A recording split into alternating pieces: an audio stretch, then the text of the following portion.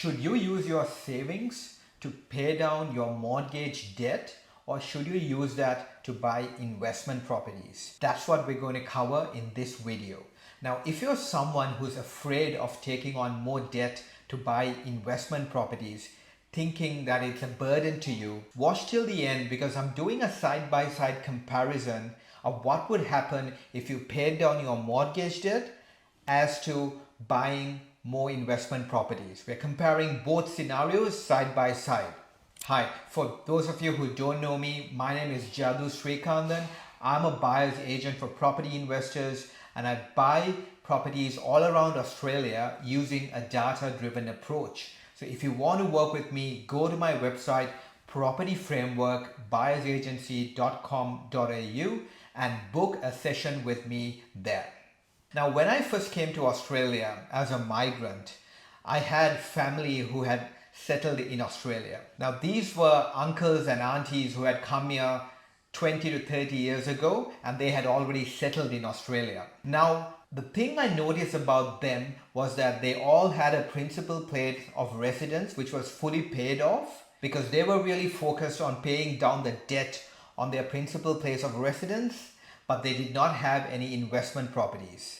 They were equity rich because of that principal place of residence, but they were cash flow poor. They did not have any passive income coming in, and therefore they were dependent on things like super or any savings that they had to fund their lifestyle at retirement. So let's go back to this concept of debt. So why are people so fearful of debt, right? So most people think that debt is bad. Debt is something that should be paid off immediately. Debt is risky. If you're taking on more and more debt, that means you're getting into more and more trouble. Debt means you're purchasing something that you can't afford, so you're stretching yourself to get onto something. So these are the common beliefs around debt, right? So there are two types of debt, right? So one is the bad debt and the other one is good debt. Now, bad debt is typically things like your credit cards, your car loans, your personal loans, things like that. And then we have good debt, which is things like investment debt. If you use debt to buy investment properties, this is considered good debt because inflation is eating away that debt you own, while at the same time inflation is helping the property values to rise up in value over time. Okay, but what happens is that most people consider good debt and bad debt to be same, and they are fearful of that, and therefore they are afraid of taking on debt. So the thing is, the more good debt you take, the more chances you have of building out your property portfolio and generating passive income that will eventually lead you to financial freedom. So debt is actually a good thing that will help you reach financial freedom. Having said that, now let's look at a side-by-side scenario where someone pays off their mortgage and someone does not pay off their mortgage but uses that to buy investment properties instead. Which one is better? So person one, he has a property which is worth 500,000 and the debt on that is 400,000. Okay, the interest rate on that debt is 7%.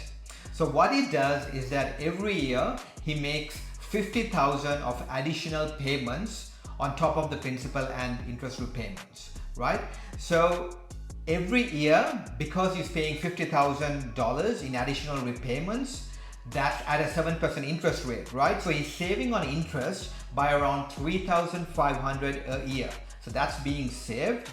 And after 8 years, he's able to fully pay off that debt, and he's saved about $28,000 in interest. So that's a big amount of interest that he has saved. Now, 10 years later, the property doubles in value. He's still debt free and he has an asset which is about 1.4 million. But he does not have any passive income coming in. He is equity rich, but no cash flow coming into the properties. Now we have a second person here who does not use that 50,000 to pay off debt, right? So he takes that 50,000 and after 2 years, when that becomes 100,000, he uses that to buy a 500,000 investment property. At year 4, again, he buys another 500,000 investment property. And he repeats the same thing at year 6 and buys another 500,000 investment property using that 100,000 as a deposit. Now we are making that assumption that his serviceability is good and he can afford to borrow money from the banks to buy these properties. Okay, so 8 years later, the properties have all gone up by 6% per annum. Again, we're making that assumption that you have bought these properties well in good, strong markets, which is giving you a healthy growth and a good cash flow as well. So 8 years later, property 1 is valued at 709,000, property 2 is valued at 631,000, and property 3 is valued at 561,000. So the total investment asset value is valued at 1.9 million and he has a debt of 1.2 million. So 10 years later, that portfolio doubles in value. So the 1.9 million portfolio now becomes a 3.8 million portfolio. The debt still remains the same because he's on interest only and the debt is at 1.2 million. Now, this person has a property portfolio value of 3.8 million and on top of that, he has cash flow coming in from his investment properties as well.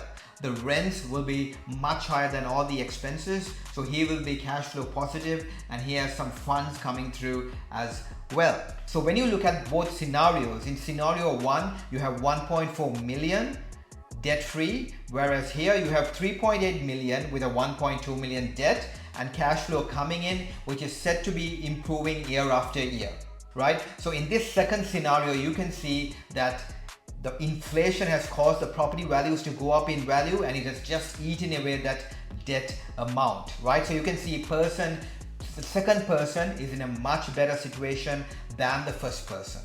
Okay, so if you use your savings to buy investment properties and leverage the bank's money, you're going to be in a much better position to build out your wealth and be able to retire comfortably.